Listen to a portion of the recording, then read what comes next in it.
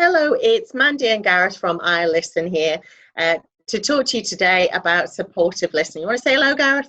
Hello, how are we? So today we're going to cover for you supportive listening. It's a topic that is really dear to our hearts, and I think it's particularly important as a skill set to have at this really difficult time we're all going through at the moment with coronavirus. So let's see what we're going to cover for you here today. So we're starting off with what active listening actually is. So what makes a really good listener, and what are really good listening skills? What do they look like? We're also going to learn how to listen to non-verbal communication, and that's really crucial at this time when most of us are working remotely and having to deal with technology as a way of communicating. We're going to think about some pitfalls and barriers to listening well, and ultimately how we can take some of these tools and techniques away and use them with our family members, our friends, and our colleagues. Okay, Gareth, so what do you think? Are you a good listener? Yes or no?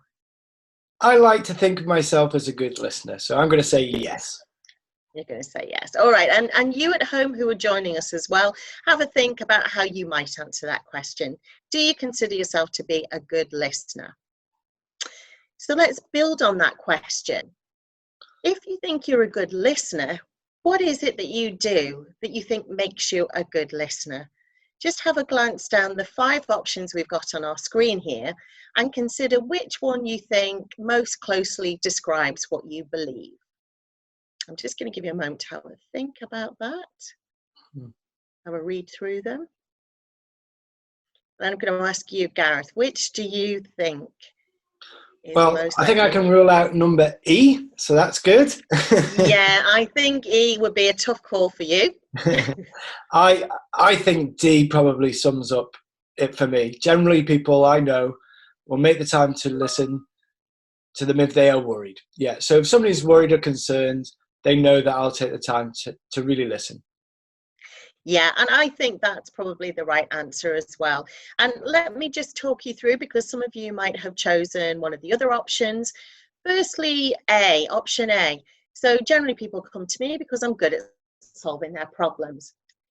This is a common pitfall really that people fall into, and generally because we want to be a helpful person, as it says in option B there, and we want to fix things, we want to make it right, we want to make things better.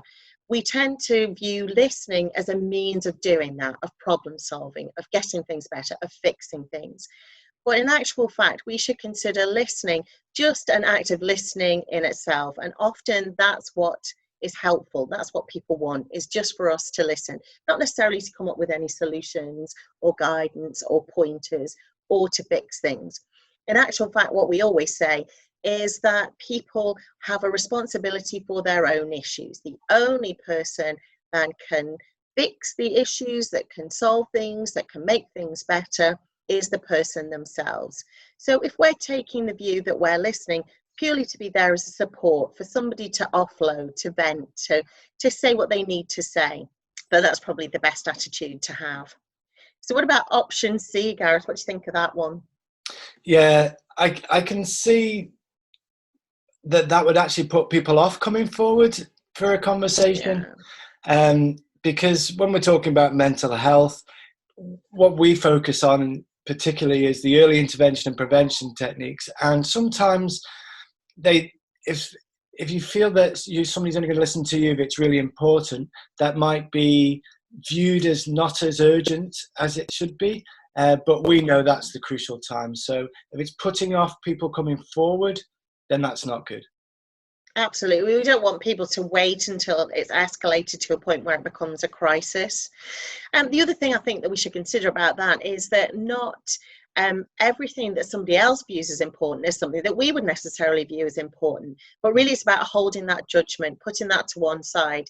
Because if somebody feels that that issue is important to them, then that's really how we should treat it. So our judgment as to whether that's important or not is really neither here nor there.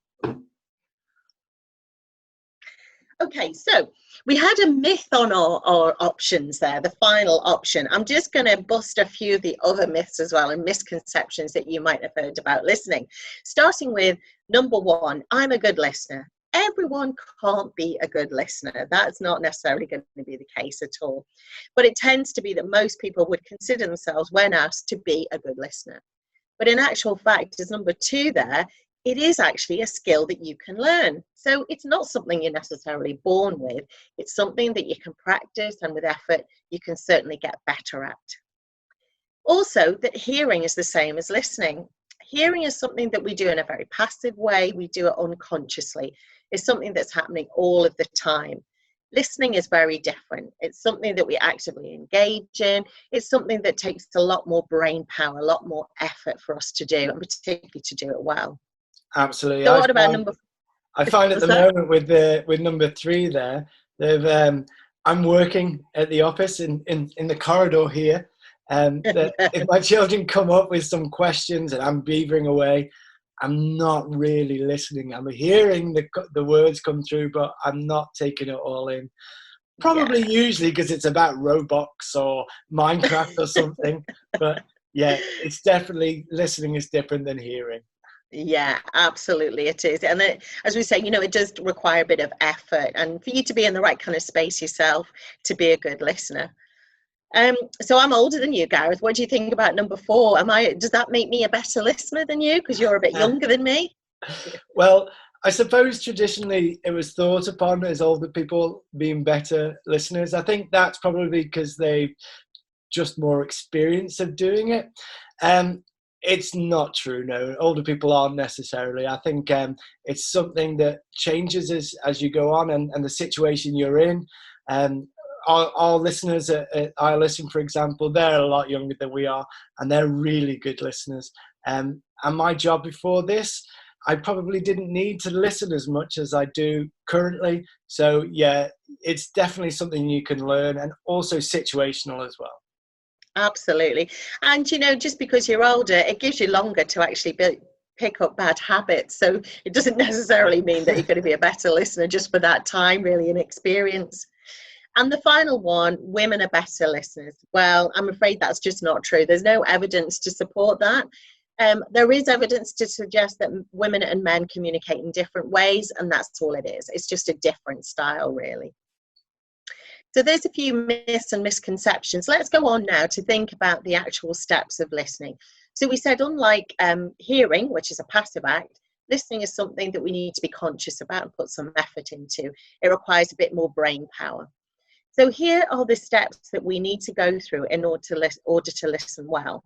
Starting with receiving the information. So that's the hearing bit. That's the bit that's taking all of that information in. Then it's about understanding that information. So it's processing what we're hearing to come to some sort of conclusion about that. It's also about remembering what we're hearing. It's about demonstrating that we're remembering by circling back, by summarizing, and by perhaps using sort of keywords and so on to demonstrate that we've heard. And then it's about evaluating what we've heard. So it's analysing what we've heard. It's coming to some sort of conclusion about that and some sort of summary before we actually give some feedback. That's our response. So we've got steps here, and we might think, well, those are steps that we do naturally. We don't really need to think too much about it. If we don't really think too much about it, though, the danger is that we skip one or more of the steps and we move very quickly between receiving the information to perhaps evaluating and then giving a response without really going through the step of properly understanding and remembering what's been said to us. So the other point to make about this is also that we need to consciously do this, but we also need to demonstrate that we're doing this.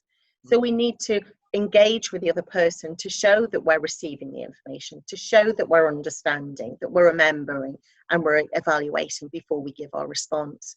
And that's the active bit. That's the bit that changes it from just a one-way communication to a dialogue.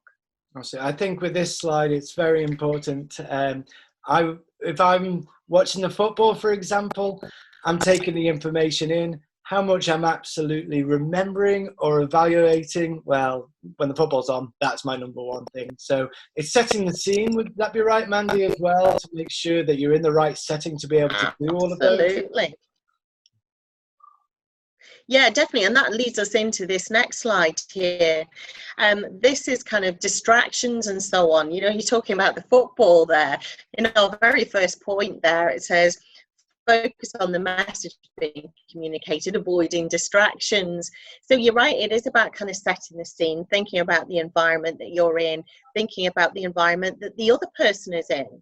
You know, are they able to have a conversation, perhaps in a confidential way? It might be sensitive or personal information they're talking about.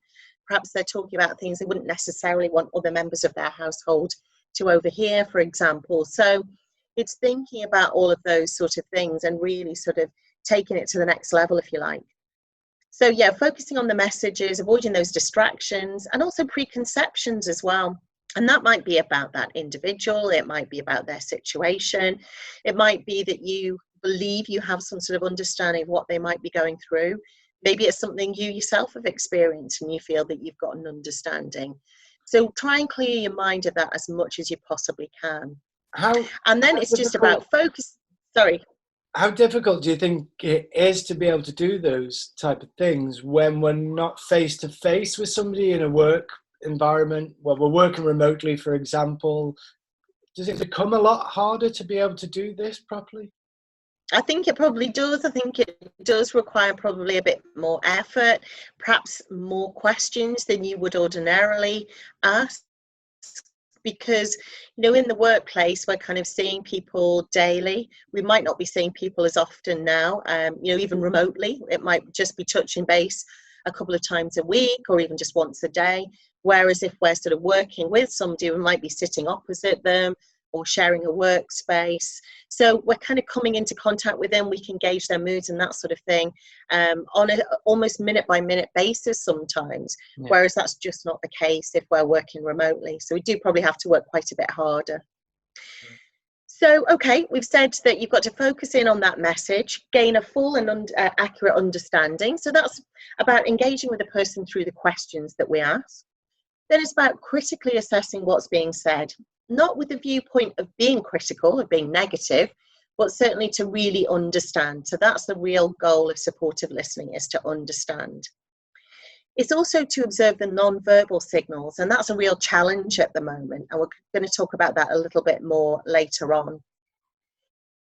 It's always about showing respect, interest, concern, and concentration for that person. That's the very least you can give them as a supportive listener. And it's encouraging that person to be as honest and open with you as they possibly can.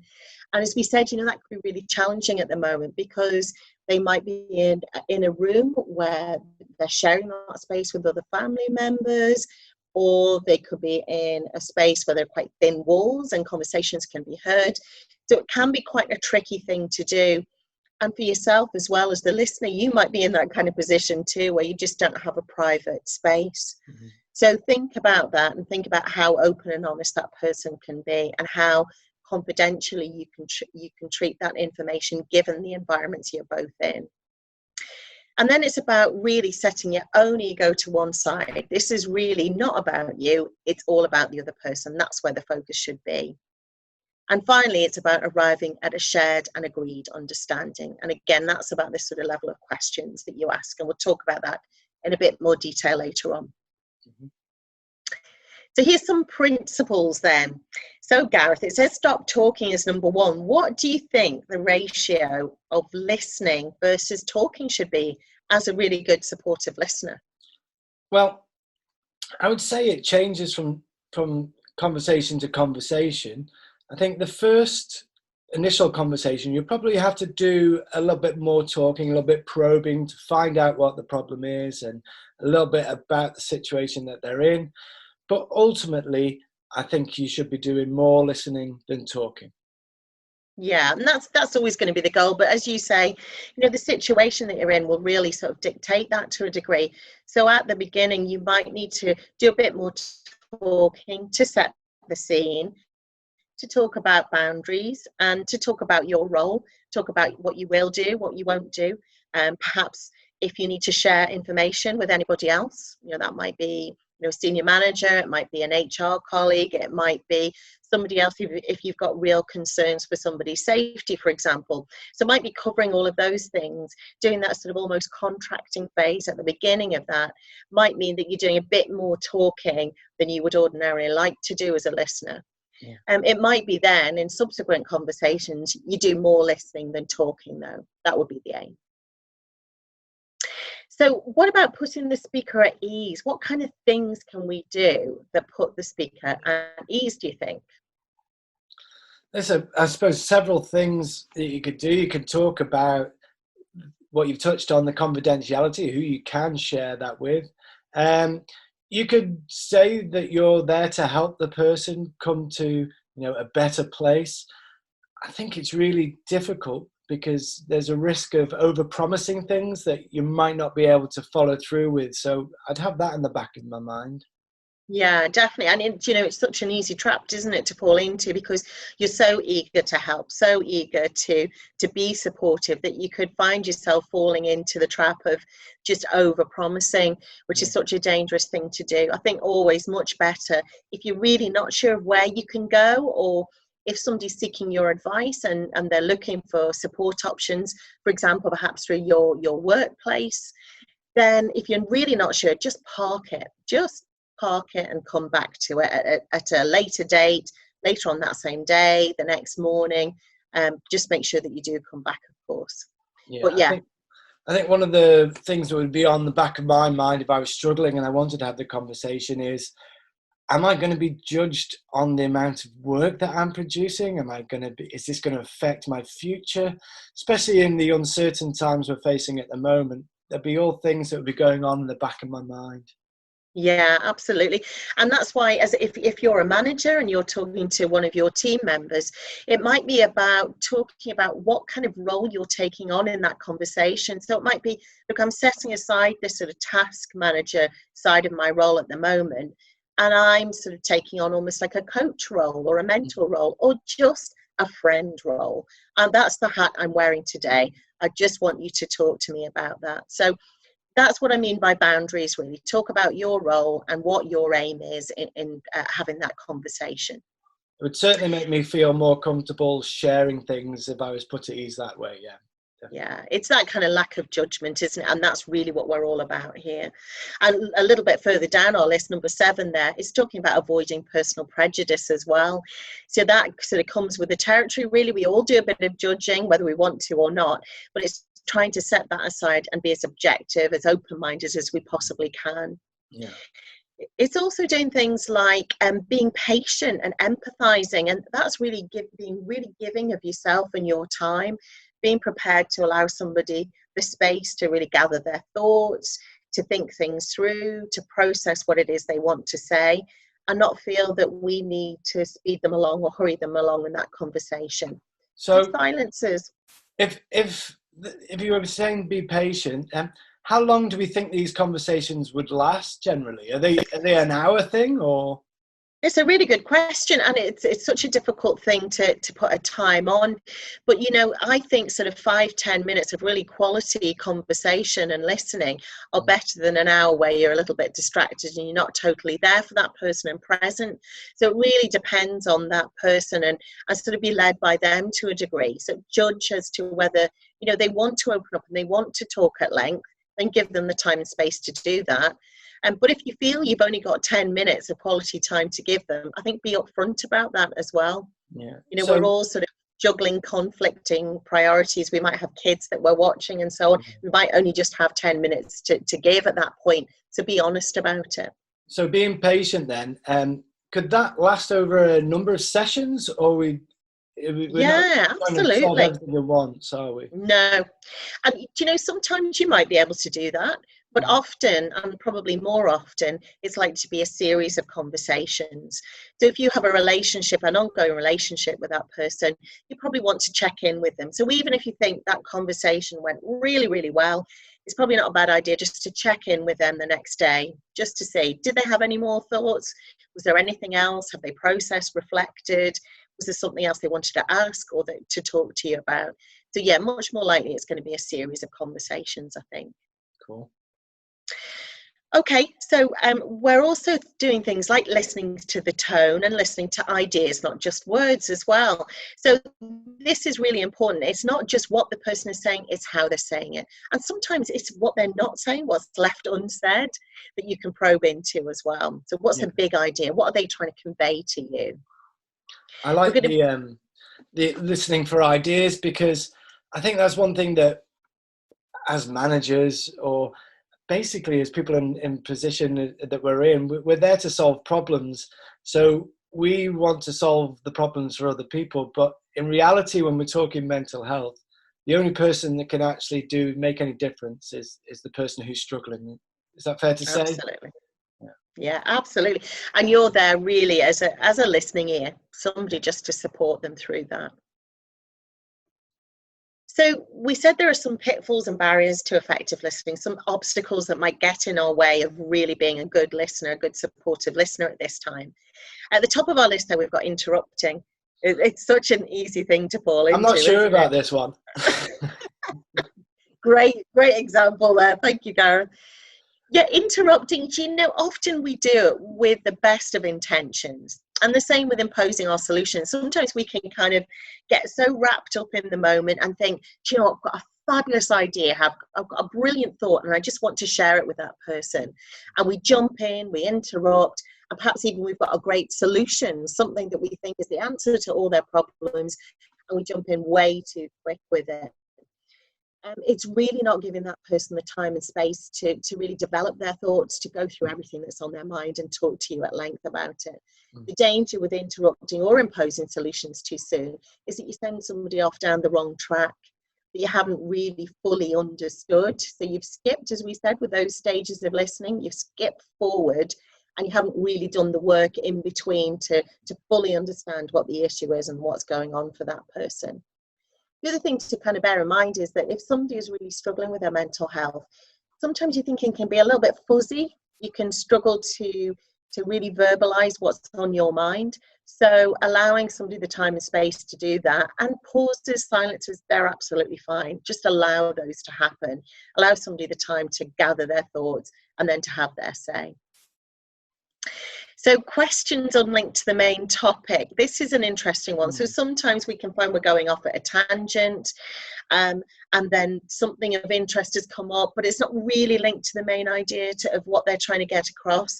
To just be conscious of that. And it kind of goes to Gareth's example before of, sometimes we're wearing more than one hat. We might be a manager as well as somebody who's trying to support a colleague at this time. So sometimes we might be going very much into task and work mode, rather than really listening and paying attention to what their struggles are. They might be struggling emotionally, mentally at this time. Much more important, I think, to pay that attention first and then deal with the work stuff later. Deal with it in a separate conversation. So I'm just going to pose, like, if you're in a workplace and we're working together, I might be able to spot the signs that you're struggling a little bit more than I can do when you're working remotely. So usually when we go in remote and our meetings we have, they're usually work-based meetings. So how do I introduce these conversations? If I have spotted something's not right.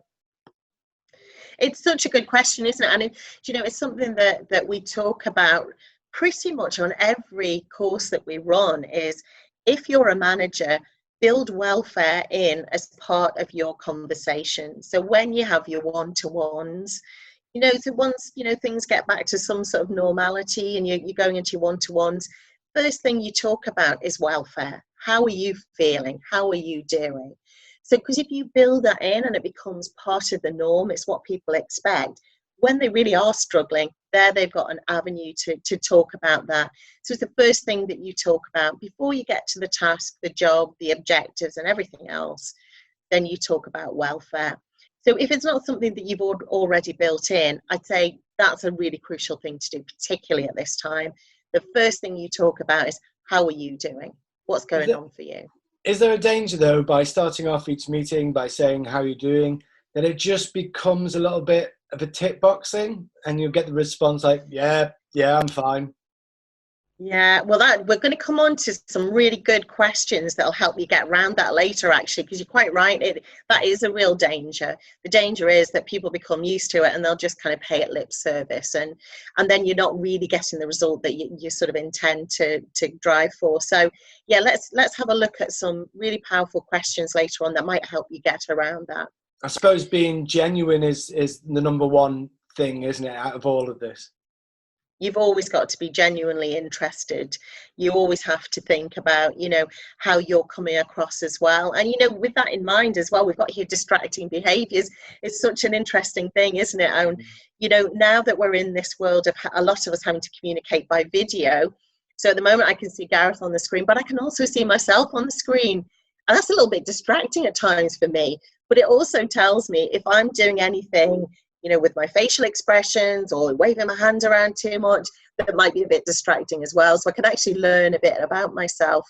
But if you're not in that position, it's a good idea to get a little bit of feedback from somebody you really trust, whether that's a colleague, a friend, or a family member, and just say, when I'm listening, is there anything that I do that's a bit distracting? Because we've all got these little habits and quirks that we're not necessarily aware of.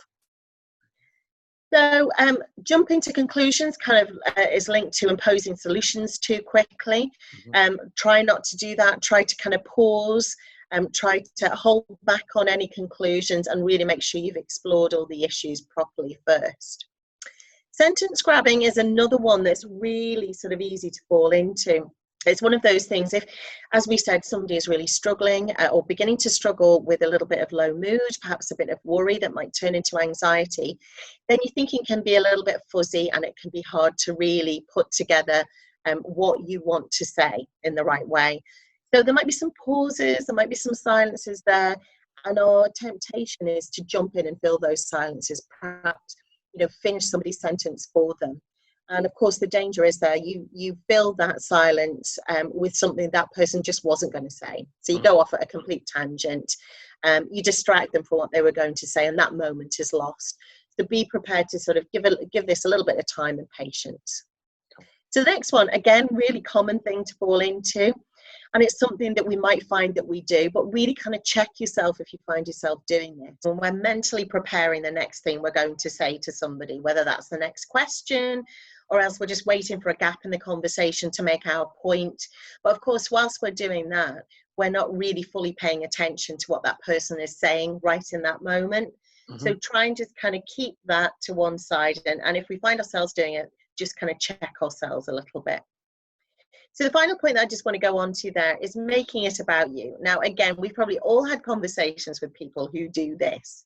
Some people are probably worse at it than others. But this is where somebody says something and you think, oh, do you know what? I had a similar situation. That happened to me. So you start to share a little bit about what happened to you. And all of a sudden the conversation is turned and it's all about you. And of course, that really is a barrier to effective listening. So if you do find yourself falling into that trap, then very quickly make sure you turn the conversation back to that individual again. Okay, so let's have a look at nonverbal communication. So this tells us a huge amount of the story. So it's not just in the words that people use, but it's everything else that they're saying with their body language, the posture and gestures. And that's a real challenge at the moment, isn't it? Yeah. Because ordinarily, if we're having a face-to-face conversation with someone, we're in the staff canteen or the staff room or sitting across a desk even, or perhaps we've gone off site for a coffee or something. We've got the whole thing to see. We can see how somebody's legs are crossed, whether their arms are crossed, their kind of general situation. Are they hunched over? Are they sitting up? It tells us a huge amount. We can see their gestures and so on. At the moment, we're kind of limited. So most of us are communicating, as Gareth and I are on this screen just now. We can kind of see just sort of shoulders and head. We can see facial expressions. We might see the odd sort of gesture, but we're certainly not getting the full picture. And that really is a bit of a challenge if we're using video calls like this to communicate with people. There are still things that we can do, certainly, but it doesn't give us the same amount of information as if we were in the same room with somebody, let's say. Absolutely. I think eye contact is difficult because I'm looking at you over there and I probably should be looking this way. So yeah, I can see how that's a pitfall. What about traditional telephone calls? Because I suppose a lot of businesses are still keeping in touch with their employees just by that. How do you get past that Yeah. barrier? And that's even again more challenging, isn't it? Because we don't even have facial expressions to go on then. We've really just got those bottom three on our list there. So that's the volume of their voice, the tone of their voice, and their breathing. So although it is more challenging, that in itself does tell a story. So Albert Morabian said that body language is 55% of communication, so that's huge. But tone of voice is 38% of communication. Only 7% is actually in the words that we say. So there is still an awful lot we can tell from somebody's tone. We can tell, if they're softly spoken, if they're being quiet, do they sound very relaxed, do they sound animated? All of these things come across in the tone of the voice. So this is the bit we really need to lean into. We really need to pay attention to these things. If that's all we've got to go on, it becomes extra important. And even breathing, so shallow breathing, does somebody sound very anxious, very nervous about that? Or, does it sound as though they're really quite relaxed? So all of these things are things that we should have in the back of our mind when we're having a conversation with somebody. Yeah. So we're going to do a little tester now for you, Gareth. We've got for you, because we said a lot of us are communicating, all we can see is the shoulders and the face. We've got a few photos for you here, and they're stills, so they're not animated. But from this, we think we can still tell or make a good guess at the kind of emotion that's on display here. So those of you at home as well, give it a go. See from the list of 5 different emotions we have on our screen, what do you think is being portrayed in this photograph on the screen? I'll give you a moment just to have a look and have a consider about which one you think. Over to you, Gareth. What do you think? Well, I think we can rule out number 1 quite fast. Yeah. It looks like it could be a little bit of anger, but I can't absolutely say that for a fact. Definitely looks a little bit worried, I'd say, more than anything. Worried and sadness would be the ones that I would go down, 4 and 5. Yeah, I think I would agree with you there. That's definitely on display. We can see she's upset. We can tell a huge amount from that facial expression, as we said, even though it's not live, and even though we're not hearing any words or anything else, we don't hear the tone and so on, we can still see a huge amount just from that kind of shoulders and head. So let's move on to the second photograph. So same 5 options. So again, at home, have a look at the photograph and think, which of the 5 options here do you think is on display? Which emotions is the girl in the photograph showing? Gareth, what do you think? Yeah, I think again we can rule out joy and anger straight away. Could be a little bit of frustration in there. She's definitely worried by the way she's using her brow, and the way that she's looking down would point to me that she's feeling a bit sadness as well. Yeah, definitely. We can see a huge amount from her posture there. So we can see a little bit more this time. We can see that her head is bowed and her facial expression, her eyes and her mouth look sad, and as she said, about her hand up to her head as well. So we can definitely again see that, this girl is feeling a little bit worried, probably a bit sad as well. And then our final photograph. Again, same 5 options. What do you think the boy in the photograph is showing? Which emotions are on display here, do you think? Yeah, again we've just got, go for it. Yeah, I say we wipe out the joy part. Maybe a little touch of anger. It's tricky to say. Definitely some frustration and worry by the way that he's playing with his temples there. Yeah. So maybe a little bit of sadness in the jawline as well, where he's looking out. But yeah, definitely frustration and worry in there as well, I think. Yeah, I'd agree too. We can tell a huge amount from, the posture that he's in, the furrowed brow, the raised eyebrows, tension around the mouth and the eyes as well. So it is about really working with what you've got. If all we've got is a photograph and we can tell that amount of information, imagine what you're getting back from a face-to-face video call. So although it's not the perfect situation, for example, and our therapist would always say the preference is to be in the same room as someone, but it is doable. There are things that you can get from video call. And even if you're limited to telephone, there are things you can get from that as well. So far we've talked about the body language of the person that you're listening to. What about your own body language as the listener? We've got an example for you here that shows you some of the things that you might pay attention to. So the guy who's listening here in the blue shirt, he is he looks engaged, he's smiling, he's making eye contact. His posture, his shoulders are angled slightly towards the person that he's listening to. His hands, he looks quite relaxed, he's sort of leaning forward slightly, so his posture is good as well. And his body language, the angle of his body is slightly mirroring the person that he's listening to as well. So that shows that there's a connection. It doesn't look as though there are any distractions around him. It looks as though he's fully engaged. So it's just being conscious of how you come across. So do you look as though you're engaged? Smiling, obviously, it's got to be appropriate, but smiling at the beginning of a conversation shows that you're engaged, you're open, and you're ready to listen. And again, closing a conversation with a smile is a good way to close that as well. It can be quite a reassuring thing to do. Yeah. As with all of our kind of signs of listening, it's got to be done authentically, though. Absolutely. I like the way that he's leaning forward. It's almost it's calming. It's showing a little bit of security. What you're telling me is between us two. This is it. You're leaning into the conversation. It's a really good example, that one. Yeah, I think that's right. And you don't have any doubt in your mind that his attention is fully engaged in what his colleague there is saying to him, his friend is saying to him. And that's really what you're trying to convey. So if you're not sure how you come across, having these video calls, as I said, gives you actually another layer of information, because you can actually see yourself most of the time. So, if you find that a distraction, don't have the camera on. But if you find it's a useful thing, just to keep an eye on your own body language, your facial expression, and how you're coming across, then use it. It's a good tool to have. So as well as the non-verbal signs of listening, we've got some verbal signs as well. So these are the things that we say in order to demonstrate that we are listening, we're fully engaged in that conversation. And starting off with positive reinforcements, they're the kind of yeah, aha, those kind of things that we do naturally that show that we're listening to somebody. We do have to be careful that we're being natural, though. Yeah. Because if we don't, Gareth, yeah, I'm really listening to you. It could be really off-putting, couldn't it, if you get it really horribly wrong, if you're forcing it. I think you're absolutely right. We've probably all been on the receiving end of those. Yeah.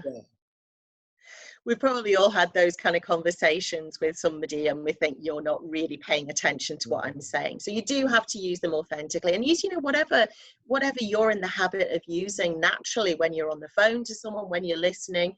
There'll be those little encouragers that you use that show somebody that you're listening, you're taking it in, and encourages them to continue talking. Yeah. Demonstrate that you've remembered by using appropriate questions and summarizing, reflecting back things like keywords and so on. All these are useful sort of techniques to demonstrate that I'm really fully engaged. This is a dialogue, and I'm demonstrating to you that I'm going through all of those steps of listening. Don't be afraid to clarify as well. So if there are points that you don't understand, make sure you ask sufficient questions to really get beneath the surface of what's going on for that person. So probing and asking questions in a really appreciative way is an important part of the listening process. I would say as well that seeing as it's a series of discussions that we're going to be having, it wouldn't be a bad tip to take that clarification and summarizing into the next session as well. So last session, for example, this is what your concern was, blah, blah, blah, blah. I suppose it gives somebody a chance to say, actually, no, I said yes, but what I actually mean is X, Y, Z, because we can get things wrong, can't we? Especially in a 5-10 minute conversation. Definitely. So we're going to now confront head on what not to say. This is something Gareth and I are asked about an awful lot in our courses. People say, we've got a real fear of saying the wrong thing and actually making things worse. So let's have a look at a few things that have actually been said by trained therapists. So these are the professionals, and sometimes even they get it wrong. So let's have a look at our first example then. So calm down. Gareth, calm down. Yeah, it's not going to have the desired effect that you think it's going to have, is it? No. Something I'd absolutely avoid. Maybe use something like take your time. It's okay what you're doing. Yeah, I would agree. Really kind of avoid it. If somebody says to you, calm down, it's not going to make you calm down. It's not going to have the desired effect. Better off just to avoid it and say something supportive instead. So what about you're overreacting? Again, this is a horrible one, isn't it? How can you tell if somebody's overacting? The situation that they're facing is very personal to them. So yeah, I would just, again, just, take it. I not even commit to say something like I understand, because that could wind them up. Just, it's okay. Sounds important to you. Yeah. Yeah, absolutely. It is. Whatever they're going through at the moment, don't diminish that. Whatever they're going through is important to them, and just acknowledge that, mirror that emotion back to them. That sounds important to you. Yeah. So, okay, everything happens for a reason. So whatever they're going through, it's happened for a reason. Everything happens for a reason. Yeah, that's a hard one as well, isn't it? Because that's not going to help the person absolutely at all. You need to come in with something, things like, how are you coping? Or are you all right? How are you dealing with things? That type. Yeah. It's said with the best of intentions to provide a little bit of comfort, but it doesn't really. So it does just sort of land, and it can feel a little bit like they're diminishing what that person is going through right then. So yeah. So what about don't cry? Because we might be faced with tears. Somebody might be feeling really emotional, upset. They might feel a bit raw. So you might be faced with tears. Might be tempted just to say, don't cry. Yeah, absolutely. If somebody's crying, just give them the space to get that out. It's really difficult. Take a minute. Yeah. I find it really tricky with blokes to blokes, because if blokes start crying in front of another chap, it does feel uncomfortable for some reason. I think it's possibly because women are more open with their feelings and their emotions, but I think it's even more important for guys to understand that it's absolutely fine. And you know what? Take your time, just get it all out. Yeah, absolutely. A good cry can be quite cathartic, really. It can allow somebody to kind of clear their mind and then be ready to move on. So it's just giving somebody, as Gareth said, the time to do that. Allow it to happen. Don't make them, stop crying, even though you're doing it from a place of trying to comfort them. It doesn't really land that way. So what about, I'll get back to you? Yeah. What do you think when somebody says that to you, Gareth? Do you believe them? No, never believe. It's like, oh, right. It's just like what you've told them is falling on deaf ears. You'd always have to follow up with, I will get back to you by X, Y, Z. Yeah, exactly right. I'll check in with you by the end of the day. And even if you don't have the answer, you don't have something to follow up with them, let them know that. It's just making sure you don't leave it hanging, because really that's a thing that could easily break trust with somebody. And that's what you're trying to build in this relationship, is that trust. Okay, so we said earlier on that we were going to pick through some questions, because part of us being engaged in this conversation and actively showing that we are listening is through the questions that we ask. So what we've done is we've broken the questions down into 3 parts. The kind of questions you might ask at the beginning of a conversation, then we'll move on to the things you'd ask in the middle of the conversation, and then the wrap up. What would you say at the end? So starting off with the powerful questions that you might ask in the beginning of the conversation. I'm not going to go through all of these questions, by the way. So if you're watching at home and you want to jot down 1 or 2 of these, please feel free to kind of pause the video and have a look through them. But the type of questions we've got here often are really kind of open questions, and the idea is to get back lots and lots of information. Now, sometimes that might be successful, and the hope certainly is that it will be. And other times I might ask, Gareth, how are you? And you might say, yeah, exactly right. So it might be just a bit of a dismissive, and you kind of think, well, I'm not really sure if that's the truth. So that's where how are you today on a scale of 1 to 10 comes in. It's such a useful question to have, because in that 1-word answer, I get a huge amount of information back. So Gareth, if you tell me today you're I don't know, 3. A 3 today. Okay. That tells me a huge amount. It's obviously a long way off from a 10. So I can then start to ask a few more questions to try and understand what's making it a 3. Why is it a 3 today? It's also really useful as a benchmark, something that I can check in with the following day or the next conversation. And as a bit of a reminder, as a way of summarizing, I can say, do you remember last time we spoke? You were a 3. How are you feeling today? And hopefully things will have moved up. And that'll be a helpful sort of gauge of how that person is feeling, and hopefully how they're progressing as well.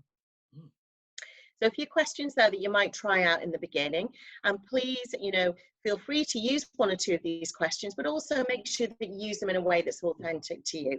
So, change the wording, the language to something that's appropriate for you. And we would just say, don't feel that this is a checklist in any way. These are just a few suggestions, and it's not an exhaustive list at all. So going on to the middle of the conversation, this is the bit that's often overlooked and the bit that people don't pay enough attention to.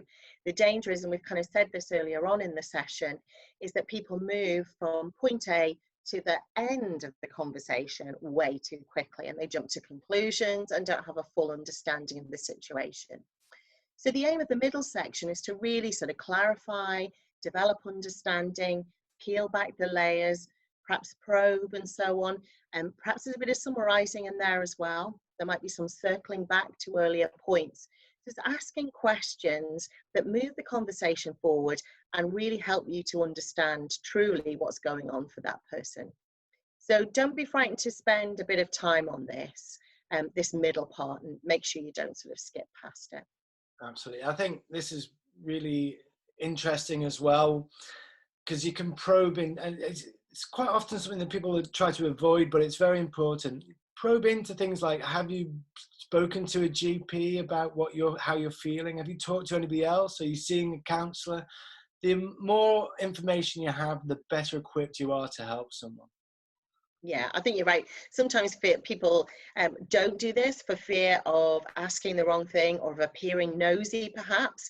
But it's that appreciative questioning. It's all with a view to you getting as deep an understanding as possible so that you're in a good position to support this person. So we're going on to the close questions then. The aim of this section is really to kind of wrap things up, do a bit of clarifying perhaps, checking understanding, bit of summarizing, and a bit of action planning as well. So thinking about what will happen next and when it will happen, and perhaps if there's somebody that can support them, so kind of resources or people that they might reach out to for help and so on. So it's really that kind of wrapping up part of the session. I really so like a few questions we've got. Yeah, I really like these ones, because what it does is it confirms ownership.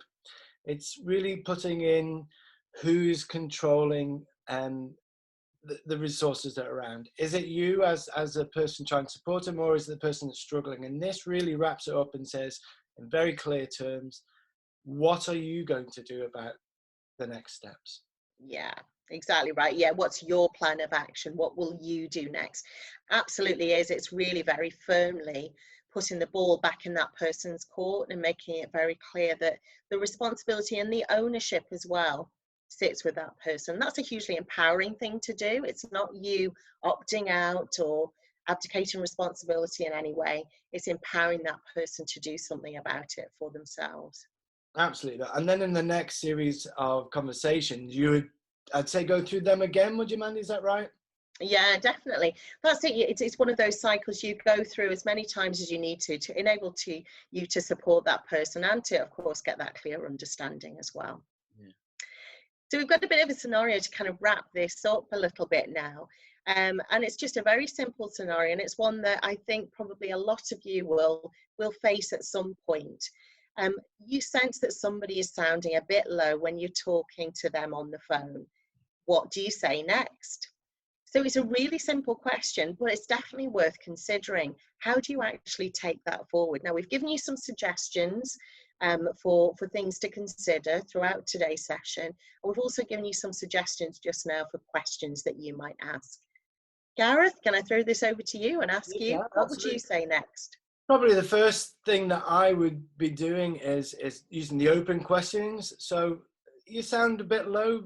Tell me, how are you feeling? You're okay? That type of thing. Yeah. See what you get back. And then going into a bit more probing questions to see exactly what's happening. It's using the example we've just had, a long weekend. What have you been doing over the weekend? Gives you so much information. Because a lot of the things that we're talking about here won't be about work, the situations they're going through. It could be a lot of things that are happening at home, or a combination of the two. So by using your questioning skills, you need to try and find out exactly what the root of the problem is. Yeah, absolutely. And, you know, as we said before, if you're the manager in this position and you're talking to one of your team members, this is the bit where perhaps task is put to one side temporarily whilst you deal with the emotion, well, whilst you deal with the mental health of this person.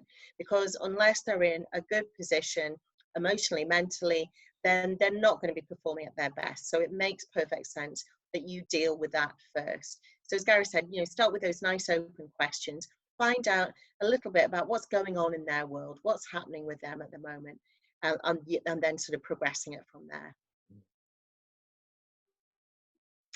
Okay, so we've been through everything that we wanted to cover here today. I hope you've enjoyed the session from us both.